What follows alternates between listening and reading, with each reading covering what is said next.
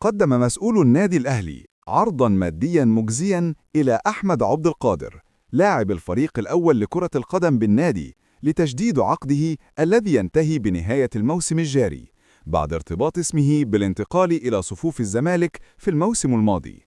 ويحق للاعب التوقيع لنادي الزمالك أو لأي ناد آخر بشكل مجاني في شهر يناير المقبل حال عدم تجديد عقده مع الأهلي، ومن ثم الرحيل المجاني في نهاية الموسم الجاري، وهو ما دفع مسؤول الأحمر لتقديم عرض مادي مجزي للاعب لمنع انتقاله إلى صفوف الغريم التقليدي نادي الزمالك.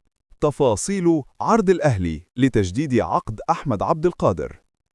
وعلم الوطن سبورت أن الأهلي قدم عرضاً مادياً كبيراً لتجديد عقد عبد القادر يصل إلى 50 مليون جنيه مقسمة على 3 مواسم، أي أن اللاعب سيحصل على ما يقرب من 17 مليون جنيه في الموسم الواحد، مقسمة بين عقده مع النادي وعقد تجاري آخر خاص بشركة الكرة بالنادي.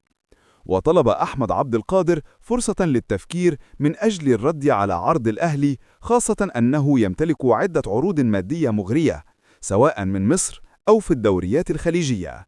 ويترقب أحمد عبد القادر حصوله على فرصة المشاركة مع الأهلي خلال الفترة المقبلة من أجل حسم ملف التجديد بشكل نهائي، خاصة أنه يبحث عن فرصة مشاركة أساسيا في المباريات.